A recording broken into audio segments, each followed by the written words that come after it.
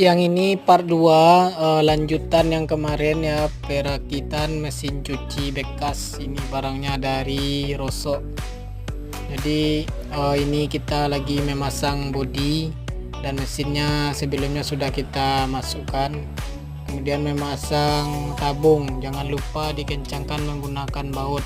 Lanjut pemasangan kap bagian atas ya. Beginilah urutannya supaya tidak ada yang ketinggalan.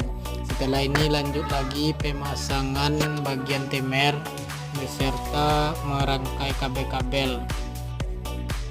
Dan ini baru setengah kerja, lanjut nanti kita lagi membersihkan bodinya ya supaya seperti baru lagi. Ini akan lanjut di part 3 ya, semoga bermanfaat.